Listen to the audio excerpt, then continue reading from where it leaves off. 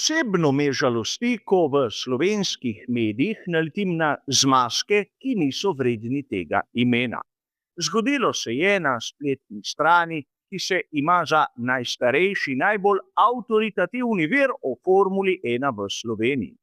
Tam je avtor razpravljal o McLarenu na veliki nagradi Monaka leta 1966 in lepo napiše, da je imel takrat M2B barvno shemo, ki je bila bela z modro črto. Čeprav je vsakomur izmed nas jasno, da je bila črta zelena in tako piše tudi v raznih člankih, a ne za naše strokovnjake.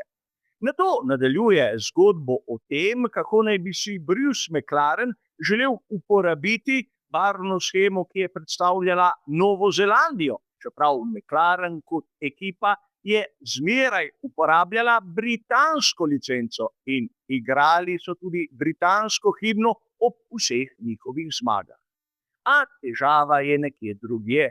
Zgodba kot taka je čista nebuloza, čista urbana legenda. Če bi avtor se spoznal malce na zgodovino Formule 1, bi naletel na spletnem portalu Peta Windsorja na intervju, kjer je jasno povedano, kaj se je zgodilo leta 1966. Michael Turner, tisti, ki je zarisal tudi prvi znak za McLarena, je pripravil barvno shemo. In res, kot navaja članek, nato so prišli filmarji za film Grand Prix in prepričali v spremembo, ampak prvotna barvna shema še zdaleč ni bila tisto, kar avtor navaja. Kako to vemo? Turner je tisti predlog uporabil na posterju za veliko nagrado Nemčije, kjer vidimo barvno shemo, ki je bila namenjena McLarena takoj za Ferrarijem.